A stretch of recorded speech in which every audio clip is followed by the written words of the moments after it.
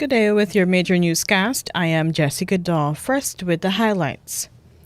The President and the leader of the People's National Congress Reform are identifying conditions for power sharing. The Region 4 chairman is being investigated for a gun-related incident. And in the region, the United States wants to know what is Venezuela's position on Russia's invasion of Ukraine. And you'll have your latest international news coming from the BBC. Do stay tuned. Advertise with us on News Talk Radio Guyana 103.1 FM for best coverage on programs on motivation, beauty and health, parenting and relationships, knowing your rights, and a variety of enlightening content, and get value for your money. Call our helpful staff today on 223-1056 or 223-1041 today. Now for the news in detail.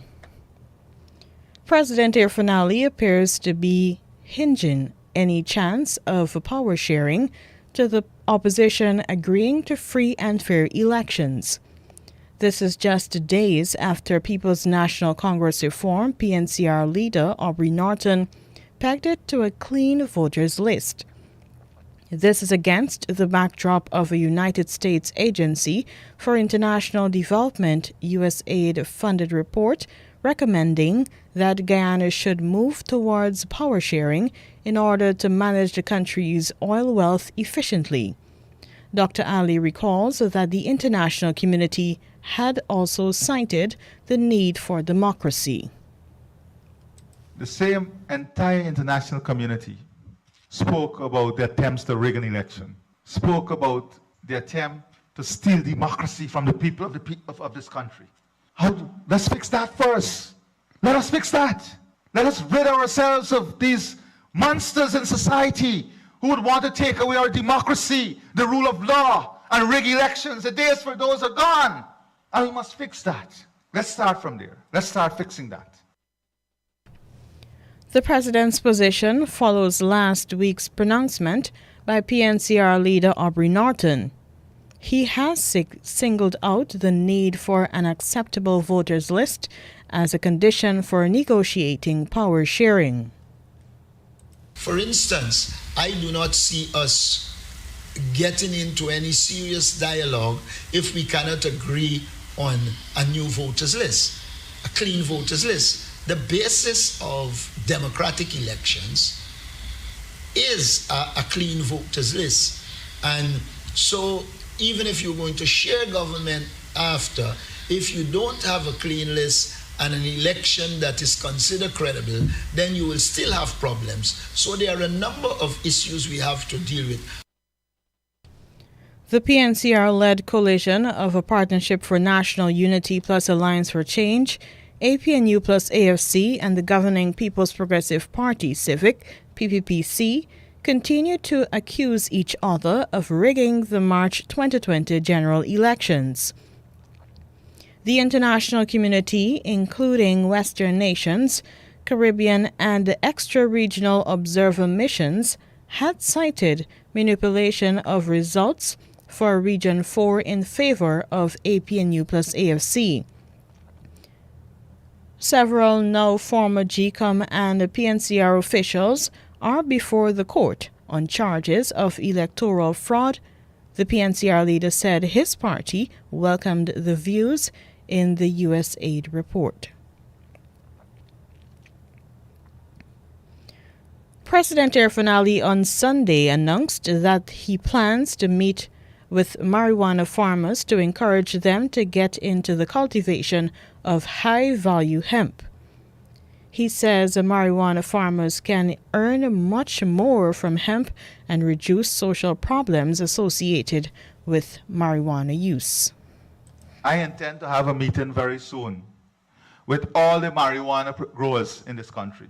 I intend to have a meeting and to let them understand that there is a viable future in the hemp industry and bring them into that discussion and move away from the marijuana that has social consequences and come into mainstream economic activity that does not have that impact, that will give them more returns.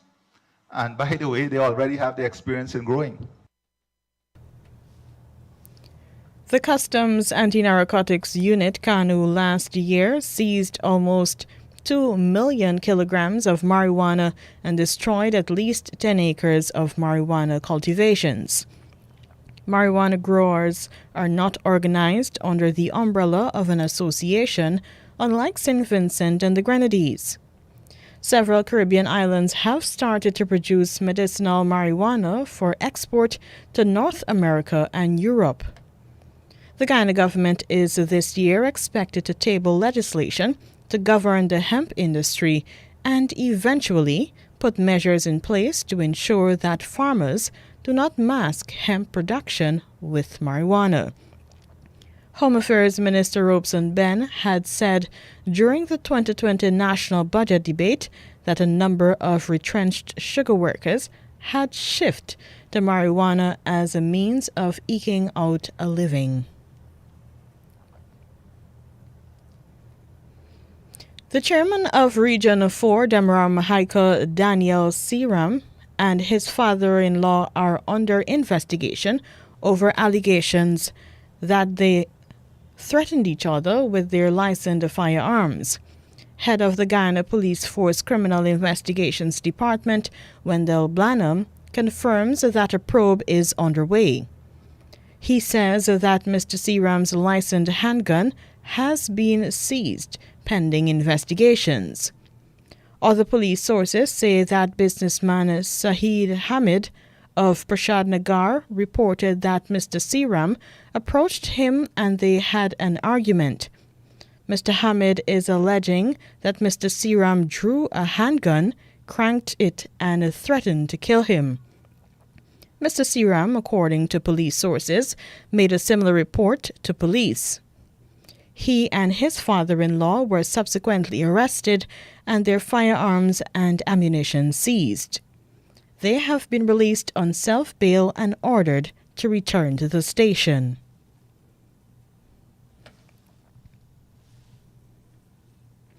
Two women are in custody after one of them was allegedly caught with several cocaine-laced mats in her possession at the Eugene F. Correa Ogle Airport.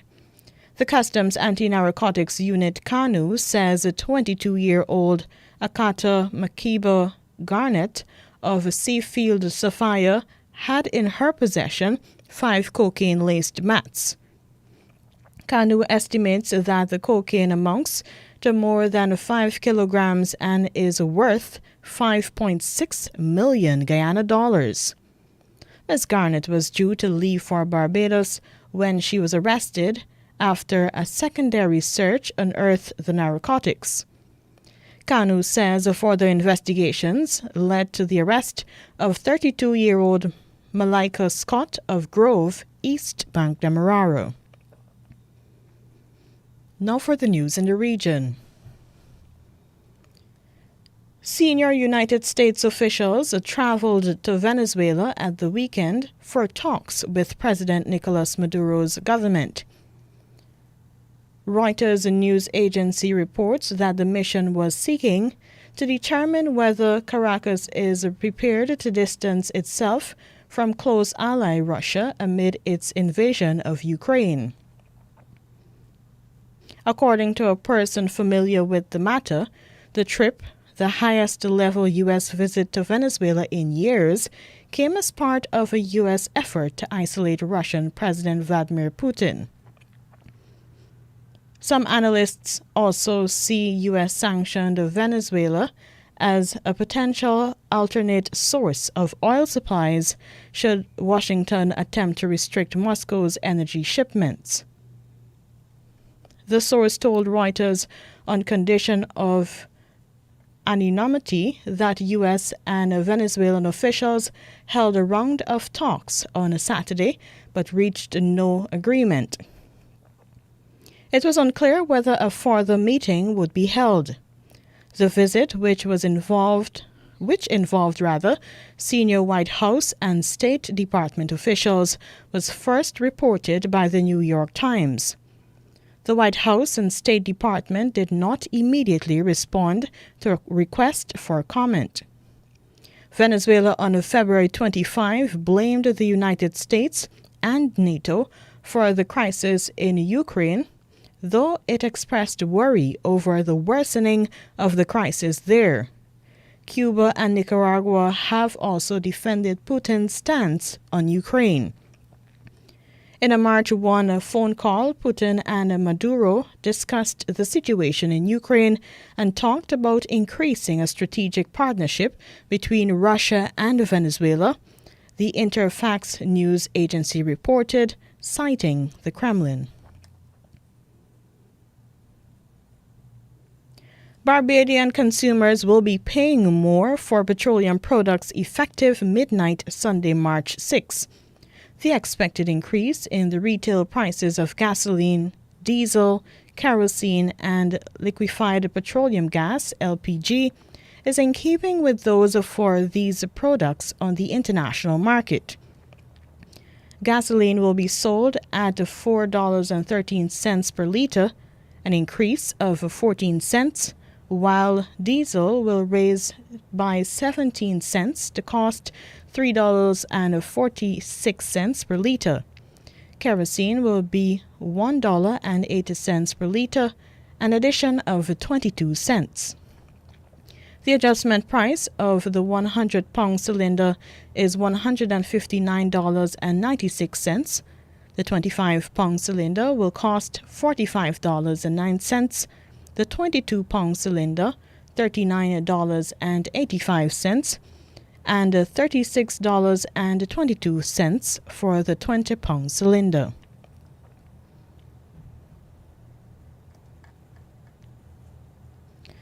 The Trinidad and Tobago Police Service, TTPS, is warning that anyone who publishes, distribute, and transmit child pornography is liable to a fine of $4,400 and imprisonment for 10 years. This is in response to a video circulating online which allegedly depicts a female minor being sexually assaulted by an adult male while seated in the back seat of a vehicle. Trinidad and Tobago police appealed to the public to cease and desist from sharing the video clip in question. According to police reports, a report was made to the police child protection unit by the victim and her father on March 2nd, and a suspect was arrested on the same day.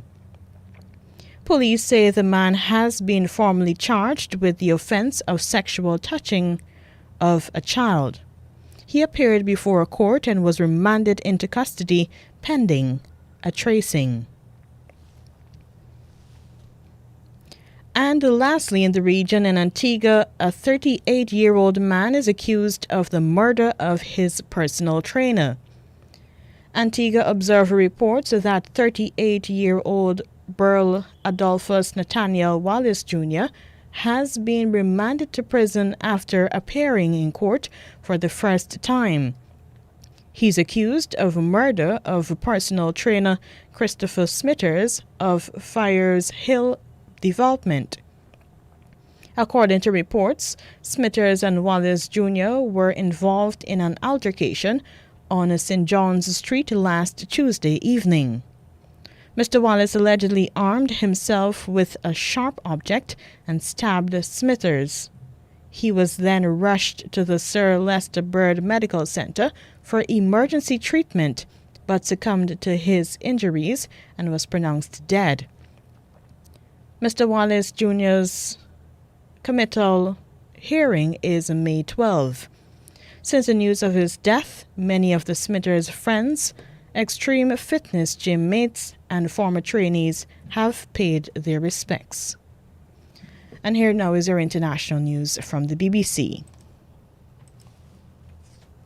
Hello, I'm Eileen McHugh with the BBC News. President Macron of France has accused Vladimir Putin of moral cynicism after Russia failed to deliver on a commitment to let Ukrainian civilians escape cities it's bombarding. Mr. Macron had discussed civilian evacuations with the Russian leader in a lengthy phone call on Sunday, but Moscow then proposed opening corridors that led to its own territory or to its ally, Belarus. Ukraine has rejected this as completely immoral. In an interview on French television, Mr. Macron agreed. Et donc nous, ce qu'on dit simplement, c'est qu'il faut que les acteurs de What we're saying is simply that humanitarian groups must be able to intervene, and there must be a complete truce when they intervene, to protect the women, children and the men who need to be protected, and to be able to get them out of the conflict zone. So we don't have corridors that are immediately threatened. It's not this hypocritical speech that consists of saying, we're going to protect people and take them to Russia. None of this is serious. It's moral and political cynicism, which I find intolerable. Ukraine's foreign ministry says Russia has continued to shell numerous cities, including Mariupol, Volnovakha, Sumy and Kharkiv, preventing the evacuation of the civilian population. The mayor of Irpin, on the northwestern outskirts of Kiev, said 1,000 people had been taken to safety. The BBC's Orla Guerin watched as residents crossed a river where a bridge once stood. It's an incredibly difficult journey here, every step of the way. There are elderly people having to pick their way across the riverbed, balancing on bits of rubble and concrete, having to do the last few metres on planks of wood that are very slippery. It's a horrendous exit from the city, and they've been under bombardment now for days. On the faces of those coming out, you can see exhaustion, you can see fear, you can see real shock. Poland has now taken in more than 1 million people fleeing the war in Ukraine. Border guards said more than 40,000 arrived in the first 6 hours of Monday alone.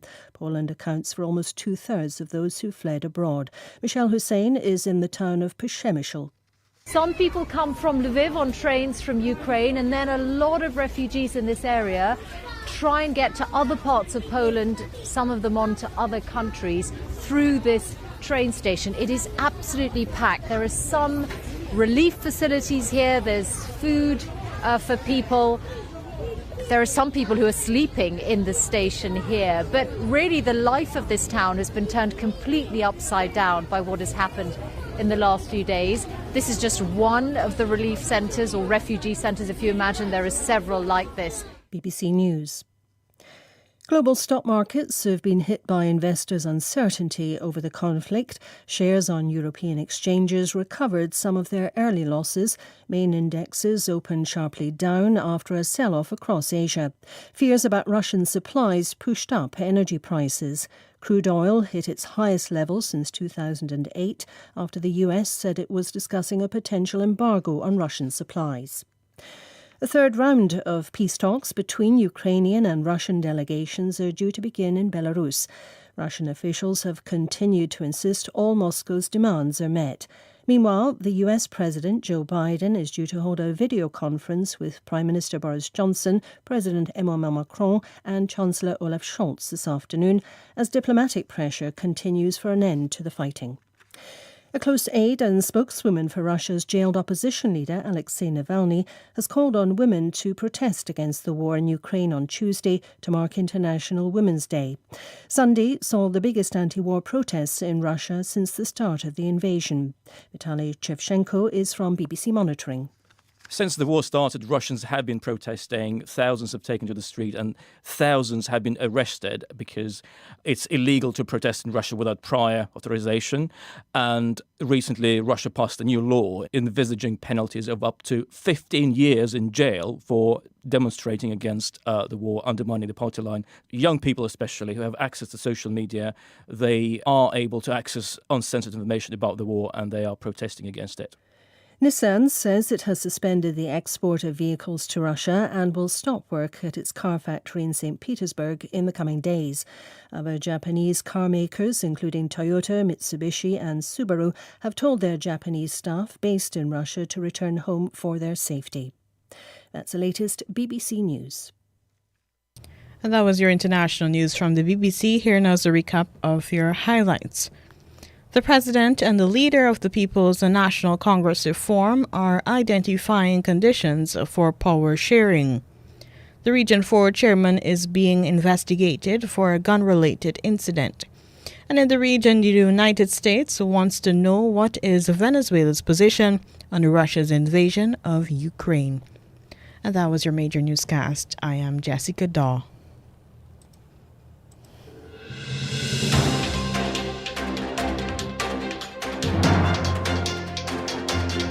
This has been the news, compiled in the News Talk Radio newsroom. For ongoing updates, visit demerarawaves.com, and you can check facebook.com/demwaves and twitter.com/demwaves.